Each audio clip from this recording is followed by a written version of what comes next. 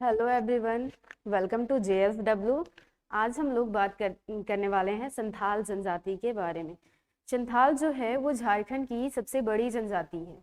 जनसंख्या की दृष्टि से झारखंड की सबसे बड़ी जनजाति कौन है? संथाल। संथाल झारखंड की सबसे बड़ी जनजाति है। जनसंख्या कितनी है इसकी? जनसंख्या,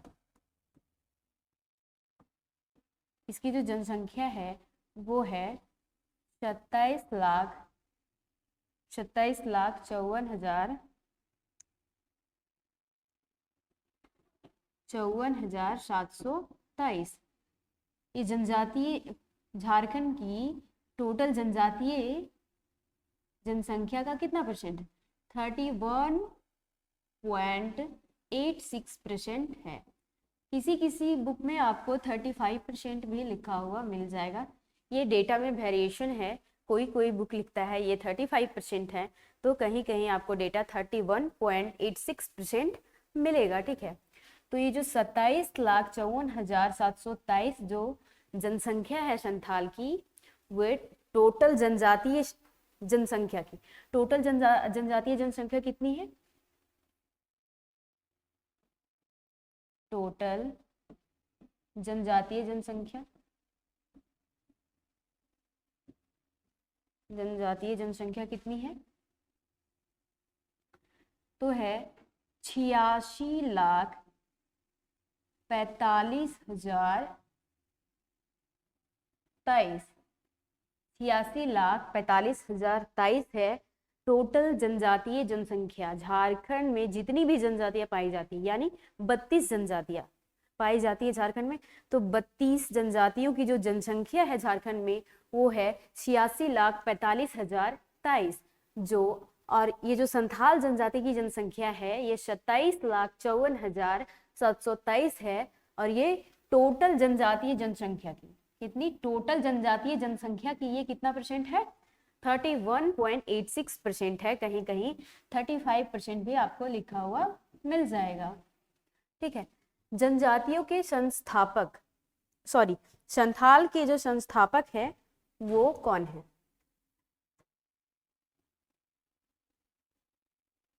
संथाल के संस्थापक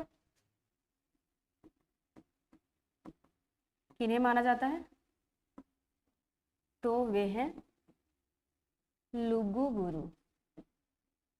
संथाल की स्थापना का श्रेय किन्हें जाता है? तो लुगु गुरु को जाता है संथाल के स्थापना का श्रेय। संथाल की स्थापना का श्रेय किसे जाता है? लुगु गुरु को। ठीक है, नेक्स्ट है, ये भारत में इसकी स्थिति क्या है? झारखंड में तो ये पहले नंबर पे है। झारखंड की जो जनजाति है उसमें सर्वाधिक जनसंख्या संथाल की है। पर भारत में इसकी क्या स्थिति है? तो भारत में प्रथम स्थान पे जो है वो भील है।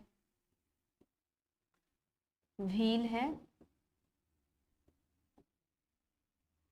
द्वितीय स्थान पे जो है वो गोंड है। और तृतीय स्थान पे संथाल है। कौन है? संथाल। तो भारत के परिप्रेक्ष्य में अगर आप देखते हैं तो इसकी जो स्थिति है वो तीसरे नंबर की है। पहला, झारखंड की जनजातियों में पहला स्थान किसका है? तो भील है। दूसरा जो है वो गोंड है और तीसरा जो है वो संथाल है। तो भारत में इसकी स्थिति जो है वो तीसरी है, पर झारखंड में इसकी स्थिति पहली है। ठीक है, ये झारखंड में प्रथम स्थान पर है। ठीक है, प्रथम स्थान।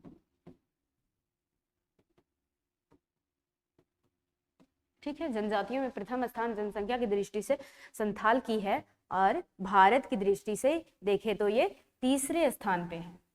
ठीक है, ये प्रजातीय दृष्टि से प्रोटो ऑस्ट्रेलाइड समूह से है। क्या है? Proto Australoid. ये किस प्रजाति से संबंधित है? प्रोटो ऑस्ट्रोलाइड। संथाल जो है वो प्रोटो ऑस्ट्रोलाइड समूह से संबंधित है। प्रोटो ऑस्ट्रोलाइड समूह से संबंधित है संथाल। ठीक है, क्वेश्चन आपसे पूछ सकता है कि प्रजातीय दृष्टि से जो है वो संथाल क्या कौन से समुदाय से है? तो क्या है, प्रोटो ऑस्ट्रलाइट समूह से है। भाषाई दृष्टि से, भाषाई दृष्टि से जो है ये ऑस्ट्रो एशियाटिक भाषा परिवार से संबंध रखती है। ऑस्ट्रो एशियाटिक भाषा समूह से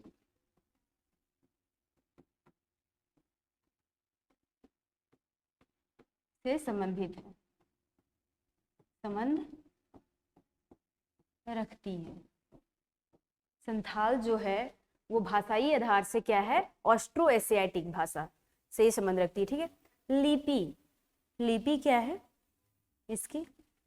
जिस तरह से हमारे जनजाति में लिपि पाया जाता है, जैसे हमारी लिपि क्या है, देवनागरी, हम लोग देवनागरी में लिखते हैं, वैसे संथाल जनजाति के जो लोग हैं उनकी जो लिपि है वो है ओल चिकी।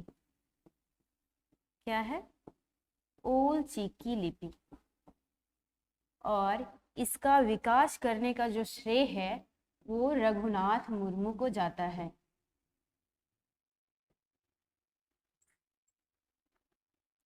रघुनाथ मुर्मू। और इन्होंने कब किया? तो 1941 ईस्वी में इन्होंने, सॉरी मैंने यहाँ तो बताया है नहीं कि ये भाषा क्या है इनकी। तो ये भाषा जो है ना संथालों की वो संथाली है। क्या है भाषा इनकी? भाषा जो है ना वो संथाली है। संथाली भाषा का प्रयोग करते हैं लोग, जो ऑस्ट्रो एशियाटिक भाषा से संबंधित है। ठीक है। और इनकी लिपि क्या है? तो इनकी लिपि जो है वो ओल चिकी है, जिसको विकास करने का श्रेय जो है वो रघुनाथ मुर्मू को जाता है 1941 ईस्वी में। ठीक है। संथालों की जो भाषा है संथाली, संथाली जो भाषा है संथाली, इसको 8वीं अनुसूची में, 8वीं अनुसूची में कब शामिल किया गया? क्वेश्चन पूछता है कि संथालों की जो भाषा है संथाली उसे 8वीं अनुसूची में कब शामिल किया गया? तो कब किया गया था? 8वीं अनुसूची में से शामिल किया गया, ये 92वां संविधान संशोधन हुआ। कब हुआ? 2003 में।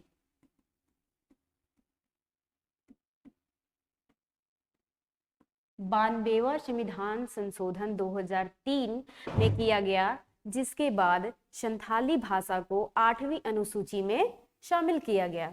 तो संथालों की भाषा क्या है? संथाली, उसे कब 8वीं अनुसूची में शामिल किया गया? तो 2003 में 92वां संविधान संशोधन किया गया, जिसके बाद 2004 में उस भाषा को शामिल किया गया। अमेंडमेंट जो हुआ था, यानी जो संशोधन किया गया 92वां संविधान संशोधन, वो 2003 में किया गया। ठीक है। पर इस संथाली भाषा को ऐड कब किया गया 8वीं अनुसूची में? तो 2004 में किया गया है। ठीक है। संशोधन पूछे तो आप 2003 लगाएंगे, पर अगर पूछे कि संथाली भाषा को शामिल कब किया गया तो आप 2004 लगाएंगे ऑप्शन में। अगर 2003 देगा तो आप 2003 भी लगा सकते हैं, पर 2004 में शामिल किया गया। संशोधन कौन सा था? तो 92वां संविधान संशोधन था। कब किया गया था? तो 2003 में किया गया था। ठीक है। संथाली लोग जो हैं, संथाली को, संथाली सिर्फ झारखंड में ही नहीं पाया जाता है। संथाली जो है वो सिर्फ झारखंड में नहीं पाया जाता है, ये झारखंड से बाहर भी पाया जाता है। तो झारखंड से बाहर क्या कहा जाता है? संथाली जो है ना पश्चिम बंगाल में भी पाए जाते हैं। पश्चिम बंगाल, पश्चिम बंगाल और बिहार में भी पाए जाते हैं। वहाँ इन लोगों को क्या कहा जाता है? पाए तो और भी जगह जाते हैं, पर हमारे स्टेट से ये लोग जो है ना वो अपनी सीमा साझा करते हैं, ये हमारे पड़ोसी राज्य हैं, तो इसलिए हम जानेंगे कि यहाँ इनको क्या कहा जाता है। तो पश्चिम बंगाल और बिहार में इन्हें क्या कहा जाता है? शाओतार। आपसे क्वेश्चन पूछता है कि संथालों को पश्चिम बंगाल में क्या कहा जाता है, तो क्या कहा जाता है, शाओतार कहा जाता है। ठीक है, ये आप याद रखेंगे। फिर है संथाली। संथाली जो है ना उसे दो भागों में बांटा गया है। संथालों को दो भागों में बांटा गया है। पहला जो है वो है देशावरी और दूसरा है शफाहोर। तो ये बांटा किस लिए गया? देशावरी जो है ना वैसे संथालों में वैसा समूह है देशावरी जो अपने पूर्वजों यानी आत्माओं और भूत प्रेत पे विश्वास करते हैं और ईश्वर पे भी विश्वास करते हैं। किस पे विश्वास करते हैं? आत्माओं प्लस यानी आत्मा और देवी देवता, ये दोनों पे इनका विश्वास है। शाओतार जो है वो अपने पूर्वजों की आत्माओं और देवी देवताओं पर विश्वास करते हैं और शफाहोर जो है वो एक देवता, इनका जो है वो एक देवता को ही मानते हैं, एक ईश्वर, एक देवता को मानते हैं। ये इनका जो विश्वास है वो भी भूत प्रेत या पूर्वजों की आत्माओं में इनका कोई विश्वास नहीं है। जबकि देवासारी जो है, देशावरी जो है, वे अपने पूर्वजों की आत्मा की पूजा करते हैं। जब भी वे कोई विशेष कार्य करते हैं, शादी ब्याह या कोई फंक्शन होता है उनके यहाँ, तो वे अपने पूर्वजों की पूजा करते हैं। जबकि शफाहोर जो है वे सिर्फ देवी देवता को मानते हैं, वे आत्मा भूत प्रेत जैसे किसी भी चीज में विश्वास नहीं करते हैं। देशावरी जो है वो डायन पिशाच जैसी बातों पे यकीन करती है, यानी इन्हें में मान्यता है कि डायन भी होता है, पिशाच जो नकारात्मक शक्तियां हैं वो पाई जाती है। जबकि शफाहोर का मानना है कि देवी देवता के अलावा और कुछ भी नहीं होता है। ठीक है, अब आते हैं हम लोग इनका मुख्य पेशा। संथाली जो है इनका मुख्य पेशा क्या है? तो संथाली का जो मुख्य पेशा है ना वो कृषि है। क्या है? संथाली का मुख्य पेशा कृषि है, यानी ये क्या है, कृषक समुदाय है। कृषक समुदाय। पर इनमें से कुछ लोग जो हैं वे श्रमिक का भी काम करते हैं, श्रमिक कार्य भी करते हैं। और कुछ लोग जो हैं वो सरकारी नौकरियां भी करते हैं, सरकारी नौकरियों में भी संलग्न है। जो पढ़े लिखे हैं, संथाल में जो पढ़े लिखे समुदाय है वे सरकारी नौकरियां करते हैं। जो अनपढ़ है, जो पढ़ाई लिखाई में आगे नहीं है शिक्षा क्षेत्र में, वे कृषक समुदाय है। और इनकी जो सबसे ज्यादा जो जनसंख्या है वे कृषक समुदाय है, कृषि पे निर्भर है। ठीक है, तो संथाल क्या है, कृषि का कार्य करती है। ठीक है, इनका मुख्य पेशा, अगर आपसे पूछे क्वेश्चन आ जाए कि संथालों की मुख्य पेशा क्या है, तो मुख्य पेशा जो है वो कृषि है संथालों की। फिर है इनका निवास स्थान, ये कहाँ निवास करते हैं? इनका निवास स्थान जो है संथाल परगना क्षेत्र है। संथाल परगना का नाम भी इसी जाति के नाम पे संथाल परगना पड़ा है, क्योंकि इनकी जो सबसे ज्यादा आबादी है वे संथाल परगना में पाया जाता है। संथाल परगना में कहाँ? गोड्डा, दुमका, पाकुड़, साहेबगंज,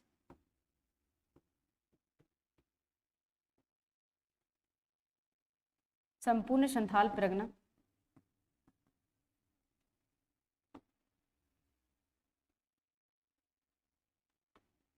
संथाल परगना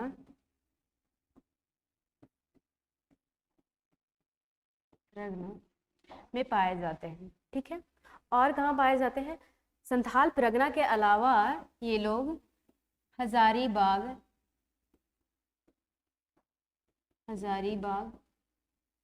बोकारो, गिरिडीह, चतरा, इत्यादि में भी पाए जाते हैं। ठीक है, संथाल परगना में इनके निवास स्थान को, संथाल परगना में निवास स्थान को दामीन ए को, दामीन ए को कहा जाता है। संथालियों का जो निवास स्थान है संथाल परगना में, सबसे ज़्यादा तो ये संथाल परगना में ही पाए जाते हैं। तो संथाल परगना में ये पाए जाते हैं। और दामीन ए को किसे कहा जाता है? तो साहेबगंज क्षेत्र में जो संथाली पाए जाते हैं ना, साहेबगंज, संथाल परगना में ही है साहेबगंज, जहां से गंगा नदी गुजरती है। साहेबगंज जिला में जो संथाल जनजाति निवास करती है उनको दामीन ए को कहा जाता है। ठीक है, इनका मुख्य निवास स्थान कहाँ है? तो संथाल परगना। आपसे क्वेश्चन आएगा कि मुख्य निवास संथाल परगना,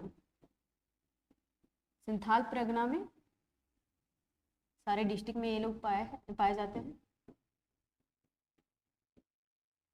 क्वेश्चन को समझना है कि क्वेश्चन क्या पूछना चाहता है। अगर आपको ऑप्शन में दे देगा कि क्या ये पश्चिमी सिंहभूम में पाए जाते हैं, सिमडेगा में पाए जाते हैं, पलामू में पाए जाते हैं या दुमका में पाए जाते हैं, तो दुमका कहाँ है संथाल परगना में? तो आंसर हो जाएगा दुमका। पर अगर आपसे सीधा ये पूछे कि संथाल जनजाति कहाँ पाई जाती है और अगर ऑप्शन में संथाल परगना रहे तो आप संथाल परगना टिक करेंगे, क्योंकि ये जो जिले आते हैं गोड्डा, दुमका, पाकुड़, साहेबगंज, ये सब संथाल परगना में आते हैं। और संथाल परगना के अलावे ये लोग कहाँ पाए जाते हैं? तो हजारीबाग, बोकारो और गिरिडीह, चतरा जैसे क्षेत्र में ये लोग पाए जाते हैं। ठीक है, पर मुख्य रूप से ये संथाल परगना में पाए जाते हैं। साहिबगंज जिले में जो इनका निवास स्थल है उसे दामीन ए कोह कहा जाता है। क्या कहा जाता है? दामीन ए कोह।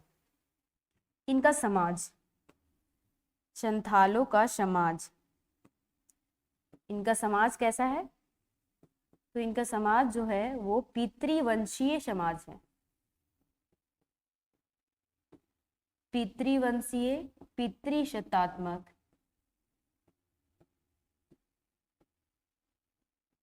पितृसत्तात्मक इनका समाज है, पितृवंशीय और पितृसत्तात्मक। पितृसत्तात्मक से क्या तात्पर्य है? पितृसत्तात्मक का मतलब है कि संपत्ति का जो बंटवारा होगा, ये संपत्ति का जो प्रवाह है वो पिता से पुत्र की ओर होगा, पिता से पुत्री की ओर नहीं, पिता से पुत्र की ओर होगा। मातृसत्तात्मक समाज भी पाए जाते हैं, जैसे सातवाहन समाज, जो सातवाहन वंश जो था वो मातृसत्तात्मक था, उसमें माता से पुत्र की ओर प्रवाह होता है या फिर पुत्री की ओर होता है। ठीक है, माता से पुत्री की ओर मातृसत्तात्मक, पिता से पुत्र की ओर जो संपत्ति का प्रवाह होता है उसे पितृसत्तात्मक कहते हैं। तो मातृसत्तात्मक और पितृसत्तात्मक में डिफरेंस समझ गए? मातृसत्तात्मक मतलब संपत्ति का जो प्रवाह है वो माता से बच्चों की तरफ होता है और माता से पुत्री की ओर होता है। ठीक है, और जो पितृसत्तात्मक समाज होता है उसमें पिता से पुत्र की ओर प्रवाह होता है। ठीक है, नेक्स्ट, प्रमुख त्योहार। जनजाति लोग हैं ना, बहुत त्यौहार मनाते हैं। वे अपनी प्रकृति से बहुत प्रेम करते हैं और वो प्राकृतिक चीजों के साथ अपने त्यौहार मनाते हैं। ठीक है, तो इनमें पहला क्या है? एरोक उत्सव। एरोक उत्सव ये क्या होता है? जब संथाल समाज बीज बोती है उस समय एरोक पर्व मनाया जाता है। किस में मनाया जाता है? तो बीज बोते समय, बीज बोते समय, बीज बोते समय ये त्यौहार मनाया जाता है। प्रमुख त्यौहार है एरोक त्यौहार पहला। ये कब मनाया जाता है? तो बीज बोते समय ये त्यौहार मनाया जाता है। दूसरा है रीचर उत्सव। रीचर उत्सव कब मनाया जाता है? अच्छी फसल होने के बाद, अच्छी फसल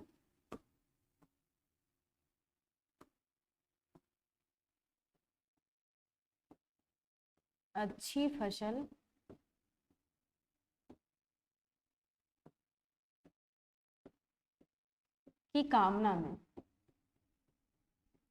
जब ये लोग फसल बोते हैं और जब ये देखते हैं कि हमारा फसल जो है वो अच्छा हो रहा है, क्योंकि जब भी हम कोई फसल बोते हैं तो 1-2 महीने में हमें पता चलने लगता है कि हमारा जो फसल है वो अच्छा है या फिर खराब होने लगा है, उससे हमें फायदा होगा या नुकसान होगा। तो जब फसल अच्छी होने लगती है तो ये लोग रीचर उत्सव मनाते हैं। अच्छी फसल की खुशी में ये लोग क्या मनाते हैं? रीचर उत्सव मनाते हैं, ठीक है। और तीसरा है सोहराई। सोहराई जो है वो संथाल जनजाति में सबसे बड़ा पर्व है। क्या है? सबसे बड़ा पर्व है। सोहराई जो है संथाल जनजाति की सबसे बड़ी पर्व है। और इसमें क्या होता है? तो इसमें फसल को काटते समय ये मना, फसल काटने के बाद या काटते समय मनाया जाता है। सोहराई कब मनाया जाता है? तो सोहराई तब मनाया जाता है जब हम लोग फसल को जनजाति लोग हैं, जब फसल को काटते हैं तो सोहराई पर्व मनाते हैं। और सोहराई जो है वो जनजातियों की सबसे बड़ी पर्व है, ठीक है। चौथा है सरहुल। सरहुल को जनजातीय बाहा पर्व भी कहते हैं। क्या कहते हैं? बाहा पर्व। जनजाति लोग सरहुल को क्या कहती है? बाहा पर्व कहती है। इसमें क्या होता है? ये फरवरी से मार्च महीने में मनाया जाता है। फरवरी से मार्च महीने में ये मनाया जाता है। और ये नव वर्ष की शुरुआत, नव वर्ष की शुरुआत जब संथाली लोग जब सरहुल मनाता है ना, तो वो उनकी शुरुआत तभी से, उनकी 9 वर्ष की शुरुआत तभी से मानी जाती है। फरवरी मार्च के महीने में ये लोग सरहुल का पर्व मनाते हैं और तभी से इनके 9 वर्ष की शुरुआत होती है। और इस सरहुल में क्या है? ये फूलों का उत्सव है। फूलों का उत्सव कहा जाता है इसे। सरहुल को क्या कहा जाता है? फूलों का उत्सव कहा जाता है। और क्यों कहा जाता है? क्योंकि इस समय नए नए फूल पौधे जो आते हैं, उन सब चीजों से ये पूजा करते हैं और फिर उन सब चीजों को खाना प्रारंभ करते हैं। फरवरी मार्च के महीने में ये लोग नए फसल को तब तक नहीं खाते हैं जब तक ये सरहुल पर्व मनाते नहीं। जब ये सरहुल मना लेते हैं तो जो नए फल फूल जो उगते हैं उसे ये तब खाते हैं, ठीक है। इनकी 9 वर्ष की शुरुआत कब होती है? तो सरहुल से होती है। आपसे क्वेश्चन पूछ सकता है कि संथाल के 9 वर्ष की शुरुआत किस पर्व से मानी जाती है? तो वो किस पर्व से मानी जाती है? वो सरहुल पर्व से मानी जाती है। संथालों की सबसे बड़ी पर्व कौन सी है? तो वो कौन है? सोहराय।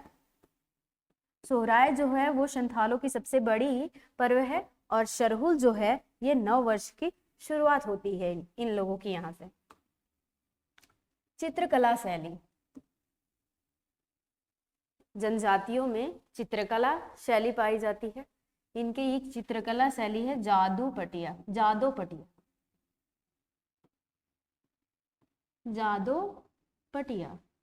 जहां जादो का अर्थ होता है रचना करने वाला।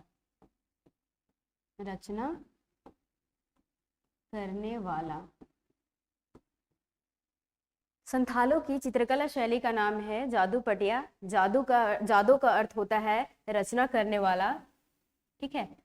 तो आपसे क्वेश्चन पूछ सकता है कि संथाल जनजाति में चित्रकला शैली प्रसिद्ध है। 4 ऑप्शन देगा, उसमें से आपको क्या टिक करना है? जादोपटिया, ठीक है। इनकी एक अन्य विशेष चित्रकला है, उसका नाम है कोम्बा चित्रकला।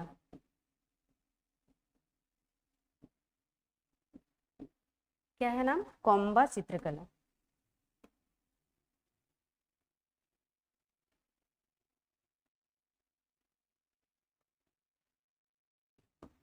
क्या है? एक चित्रकला शैली का नाम क्या है? जादोपटिया। और इनमें एक अन्य विशेष प्रकार की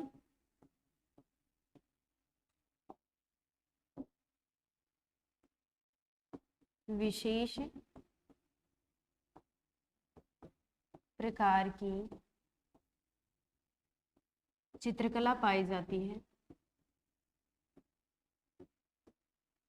उसका नाम है कोम्बा कटिया, कोम्बा काट चित्रकारी, कोम्बा काट चित्रकारी। पहला क्या है, जादू पटिया। जादू पटिया क्या है, तो चित्रकला शैली है और इनमें एक विशेष प्रकार की चित्रकला पाई जाती है, कोम्बा कटिया। इसमें क्या होता है, तो इसमें विशेष प्रकार के बर्तनों का चित्रण किया जाता है। क्या किया जाता है इसमें, विशेष प्रकार के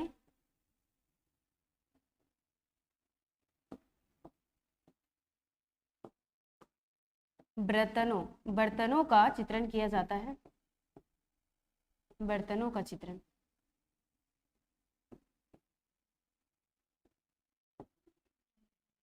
कोम्बा कटिया में क्या बनाया जाता है, तो बर्तन का चित्र बनाया जाता है। ठीक है, अब है इसमें मांझी, मांझी थान। मांझी थान क्या है, किसी भी समाज में आप देखेंगे कि बैठक होती है, जब भी कोई गांव में परेशानी होती है तो लोग बैठ के उसे सुलझाते हैं। बैठक होती है गांव में और बैठ के सुलझाते हैं, हमारे भी समाज में बैठक होती है। ठीक है, तो इनमें जो बैठक होता है वो मांझी थान में होता है। पंचों का बैठक स्थान, पंचों का बैठक स्थान होता है। मांझी थान जो है संथाल जनजाति में पाया जाता है, एक स्थान है। वहाँ क्या होता है, पंचों का बैठक होता है। गांव में किसी भी तरह का कोई प्रॉब्लम अगर हो जाता है तो उस पे सभा बैठाई जाती है। तो वो सभा कहाँ बैठती है, मांझी थान में बैठती है। सभा का आयोजन कहाँ किया जाता है, तो मांझी थान में किया जाता है। नेक्स्ट है जाहिर थान। जाहिर थान, जाहिर थान क्या है, सभी जनजातियों में धर्म स्थल का नाम अलग अलग होता है। इसमें जो है जाहिर थान जो है वो धार्मिक स्थल है। क्या है, धार्मिक स्थल। धर्म से जुड़ा हुआ जितना भी कर्मकांड है वो कहाँ होगा, जाहिर थान में होगा। कहाँ होगा, जाहिर थान। जाहिर थान क्या है, तो एक धार्मिक स्थल है।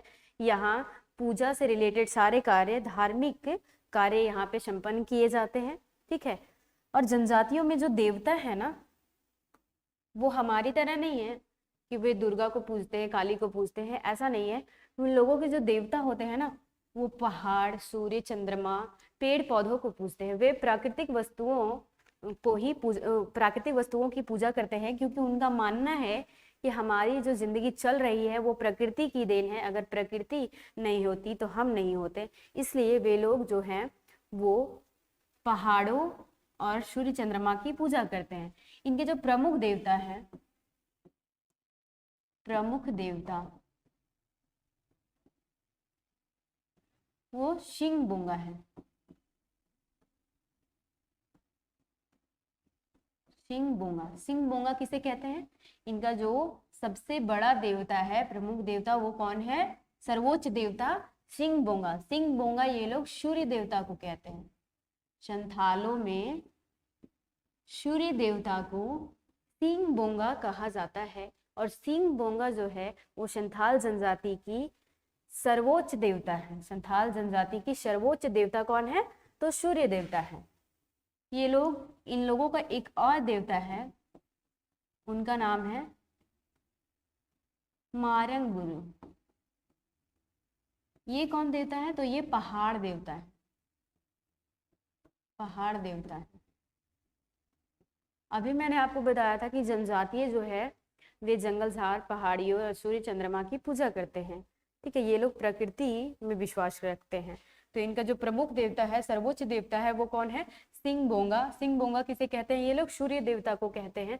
दूसरा जो है इनका ये मरांग बुरु है, जो पहाड़ देवता है। ठीक है, ग्रह देवता, हमारे समाज में भी ग्रह देवता पाए जाते हैं। हम लोग भी अपने पूर्वजों की पूजा करते हैं, जिस तरह जनजाति लोग करती हैं। जनजातियों का अपने पूर्वजों में बहुत विश्वास होता है, हम लोगों का भी विश्वास है अपने पूर्वजों में। तो इनमें पूजा होती है ग्रह देवता की। ग्रह देवता, ग्रह देवता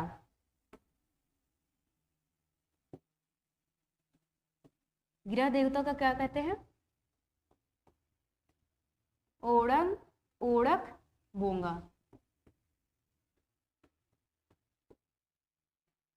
सभी जनजातियों में आपको गृह देवता का कॉन्सेप्ट नहीं मिलेगा, पर अधिकतर जनजातियों में आपको गृह देवता देखने को मिल जाएंगे। गोड़ाक देवता होता है, सॉरी गोड़ाक मैं बोल रही हूँ, ओड़ाक लिख रही हूँ।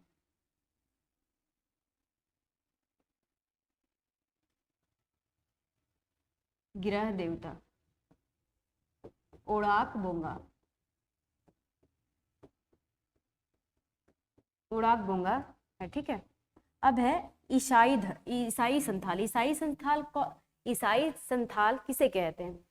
संथाल जनजाति या फिर जनजाति समुदाय जो है वे धर्मांतरण करने लगी हैं। अब काफ़ी जनजातियां जो है वो ईसाई धर्म और इस्लाम धर्म, हिंदू धर्म में धर्मांतरित हो गए हैं, ठीक है। तो जो जनजाति ईसाई धर्म में परिवर्तित हो गए हैं, कौन लोग? जो जनजाति ईसाई धर्म में परिवर्तित, अपने धर्म को परिवर्तन कर लिए और वो ईसाई धर्म में चले गए हैं, वे ईसाई संथाल कहलाते हैं। जिन लोगों ने ईसाई धर्म को ग्रहण कर लिया है वे क्या है? ईसाई संथाल हैं। वैसे संथाल जिन्होंने ईसाई धर्म को ग्रहण किया है वे लोग क्या कहलाते हैं? ईसाई संथाल कहते हैं। और इनको एक नाम दिया जाता है उमहोड़। जो संथाल ईसाई धर्म में धर्मांतरित हो गए हैं उन्हें क्या कहा जाता है? उमहोड़, ठीक है।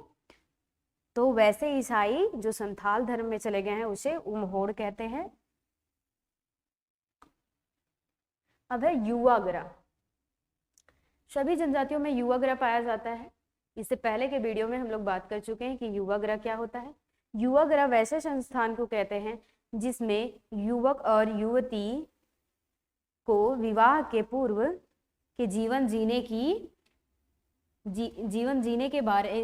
की शैली के बारे में बताया जाता है, उसे हम लोग युवाग्रह कहते हैं।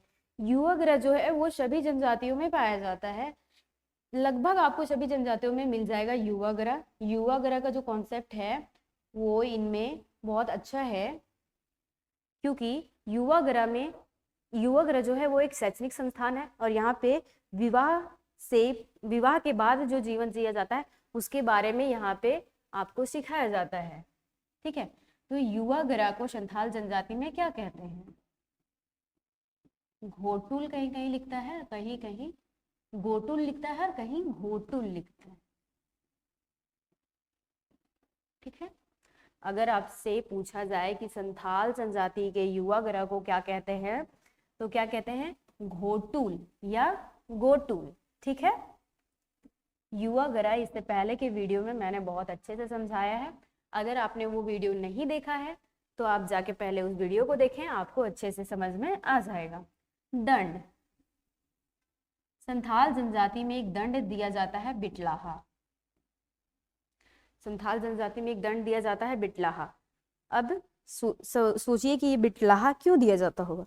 बिटलाहा जो है ना वो बहुत कठोर दंड होता है। इसमें क्या होता है? जाति बहिष्कृत।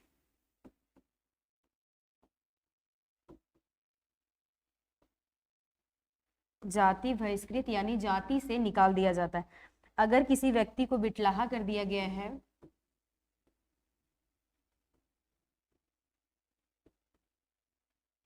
तो अगर किसी जाति को बिटलाहा की सजा दे दी गई है तो वो जाति से बहिष्कृत, तो बिटलाहा क्या है? जाति से बहिष्कृत। जाति से बहिष्कृत होने का मतलब है कि उसके घर में कोई भी अगर फंक्शन होगा तो जो समुदाय है, जनजातीय समुदाय है, वो कोई भी उसके घर में नहीं जाएगा, या फिर समाज में अगर किसी के घर में भी कोई कार्यक्रम होगा तो उसे आने नहीं दिया जाएगा, क्योंकि उसे बिटलाहा किया गया है, उसे जाति बहिष्कृत किया गया है। अब ये सजा दिया क्यों जाता है? ठीक है, इतनी कठोर सजा दिया क्यों जाता है? तो जनजातियों का जो मानना है ना वो कि ये जनजाति लोग जो है ना वो अपने गोत्र में विवाह नहीं करते हैं। उनका अपने गोत्र में विवाह ना करने के पीछे जो मानना है वो ये मानते हैं कि हम अपने गोत्र से अगर शादी करेंगे तो वे हमारी बहन लगेगी। क्यों? क्योंकि हमारा जो गोत्र है वो सेम है, और एक गोत्र वाले जो लोग हैं वो कहीं ना कहीं सगे संबंधी हैं, कहीं ना कहीं वे एक दूसरे से जुड़े हुए हैं। तो वे लोग जो हैं वे एक गोत्र में विवाह नहीं करते हैं, ठीक है, समगोत्रीय विवाह करते हैं और अंतरजातीय विवाह। गोत्र सेम नहीं होना चाहिए पर जात का होना चाहिए, अपनी जाति से ही विवाह करेंगे पर गोत्र अलग होना चाहिए, ठीक है। और वैसी स्थिति में अगर कोई संथाली पुरुष किसी अपने ही गोत्र की लड़की से शारीरिक संबंध, यौन संबंध स्थापित करता है तो उसे बिटलाहा की सजा दी जाती है। कब दिया जाता है? यौन संबंध स्थापित करने पर। अगर कोई पुरुष समान गोत्र में अगर यौन संबंध स्थापित करता है तो उसे बिटलाहा की सजा दिया जाता है। इनमें 12 गोत्र पाए जाते हैं। कितने गोत्र पाए जाते हैं? 12 गोत्र पाए जाते हैं, ठीक है।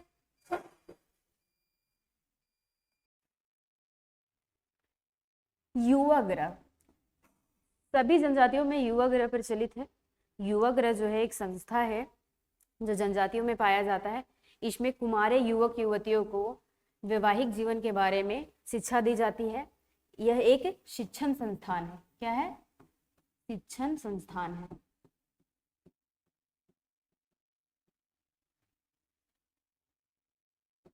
संस्थान है। अलग अलग जनजातियों में युवा ग्रह का नाम अलग अलग है। जैसे संथाल जनजाति में युवा ग्रह को क्या कहा जाता है? घोटुल, घोटुल, ठीक है।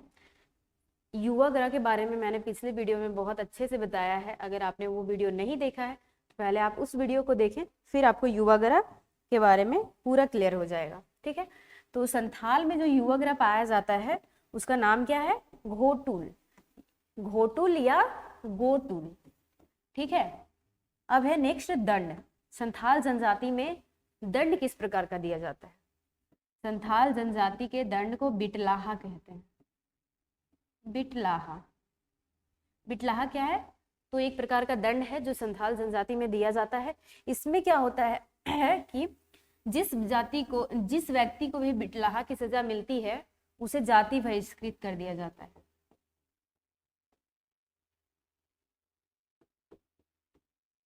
जाति बहिष्कृत कर दिया जाता है। जाति बहिष्कृत करने से क्या तात्पर्य है? अगर किसी व्यक्ति को भी जाति बहिष्कृत कर दिया गया है तो फिर उस व्यक्ति के यहाँ अगर किसी भी तरह का कोई प्रोग्राम होगा तो कोई भी गांव वाला शामिल नहीं होगा, और अगर गांव में कुछ भी प्रोग्राम हो रहा है तो उस व्यक्ति को शामिल नहीं होने दिया जाएगा, ठीक है। तो उसे क्या कहते हैं? जाति बहिष्कृत की सजा, ठीक है। तो बिटलाहा देने का अर्थ है कि समाज से वो बहिष्कृत कर दिया गया है, समाज से उसे निकाल दिया गया है। अब बात है कि बिटलाहा दिया क्यों जाता है? तो अपने ही गोत्र में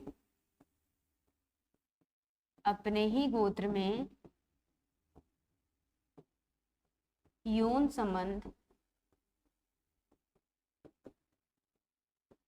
संबंध स्थापित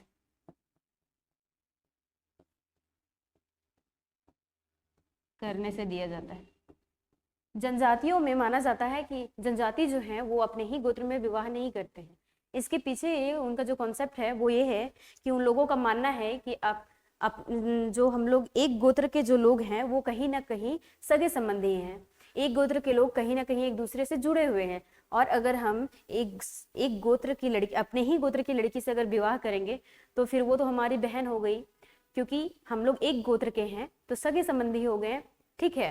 तो इसलिए वो एक गोत्र में विवाह नहीं करते हैं। गोत्र अलग होना चाहिए पर जाति सेम होना चाहिए। अपने ही जात के अंदर विवाह करते हैं परंतु गोत्र जो है अलग होना चाहिए। और वैसी स्थिति में अगर कोई संथाली पुरुष कि अपने ही गोत्र की महिला से अगर यौन संबंध स्थापित करता है तो उस समय उसे जाति बहिष्कृत यानी बिटलाहा की सजा दी जाती है।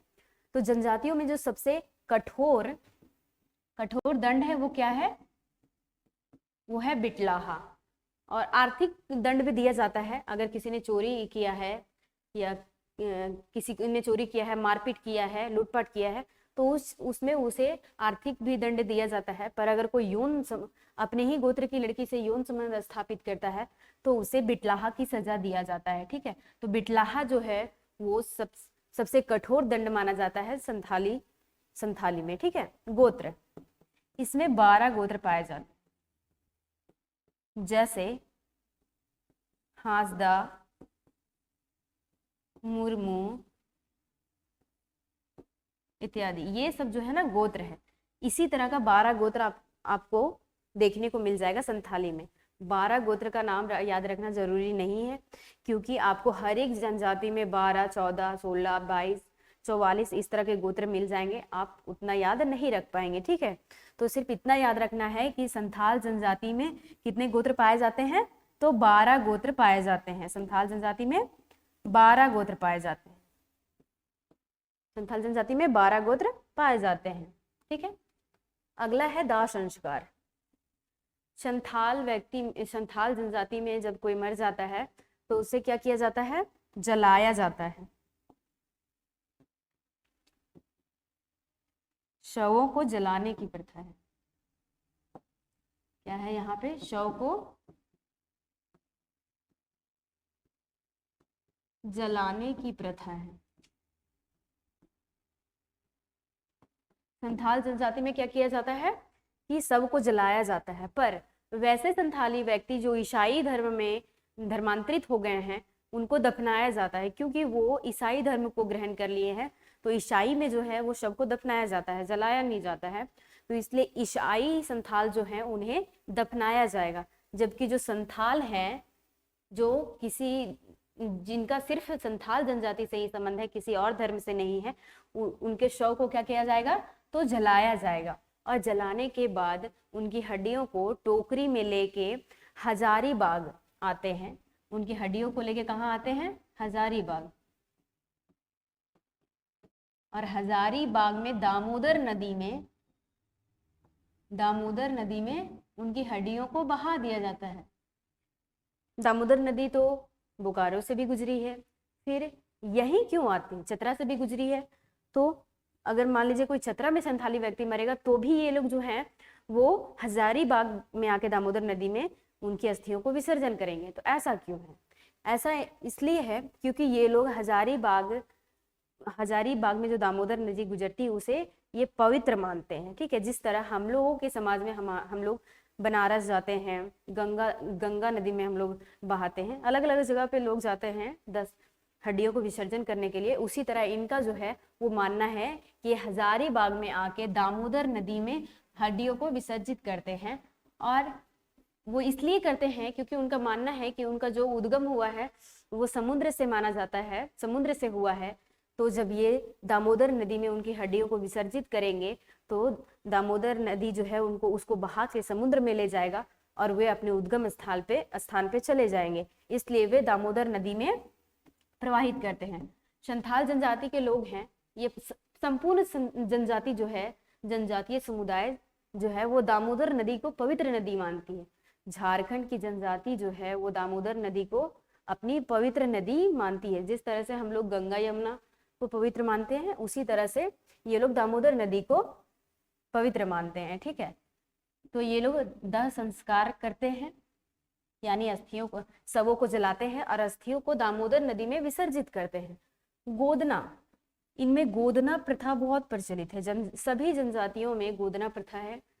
संथाल में भी गोदना प्रथा पाई जाती है। संथाल में पुरुषों में गोदना का प्रचलन है, बहुत ज्यादा है, क्योंकि अगर किसी पुरुष के हाथ में अगर गोदना ना गुदा हो तो कोई संथाली लड़की उसे विवाह नहीं करेगी। तो पुरुष के बाएं हाथ में सिक्का, पुरुष के बाएं हाथ में सिक्का का चिन्ह होना चाहिए गोदना से, यानी गोदना से गोद के सिक्का का चिन्ह बनाया जाता है संथाल जनजाति के पुरुषों के हाथ में। ठीक है, पुरुषों के हाथ में, जिस भी पुरुष के हाथ में ये सिक्का का चिन्ह नहीं होगा उसे कोई भी संथाली लड़की विवाह नहीं करेगी। ठीक है, लिंगानुपात, इनका जो लिंगा अनुपात है वो कितना है, तो संथाल का जो लिंगानुपात है वो 62.9% है। कितना है, 62.9% है। महिलाओं में ये 39% है, जो काफ़ी चिंताजनक है, क्योंकि किसी भी समाज में महिला का ज़्यादा पढ़ा लिखा होना बहुत ज़रूरी है। क्योंकि वो अगर महिला पढ़ी लिखी होगी तो जो आपके घर में जो बच्चे होंगे वे उनको प्रारंभिक शिक्षा दे पाएंगी, और घर को चलाने का जो कार्य करती हैं वे महिलाएं करती हैं। तो महिलाओं का अधिक शिक्षित होना बहुत ज़रूरी है, और इसीलिए संथाल जनजाति में ये चिंता का विषय है, क्योंकि इनमें जो महिलाओं की शिक्षा का स्तर है वो बहुत नीचे है, 39% है। ठीक है, और पूरा अगर सॉरी मैंने ये शिक्षा के बारे में आपको बता दिया। साक्षरता जो है महिलाओं में वो 39% है। संथाल की महिलाओं में शिक्षा जो है वो कितना है, 39% पाया जाता है। ठीक है, और टोटल जो है वो कितना है, 62.9। संथाल में जो शिक्षा है वो 62.9% है, और महिलाओं में जो शिक्षा का स्तर है वो 39% है, जो चिंताजनक है। ठीक है, अब इनमें आते हैं लिंगानुपात।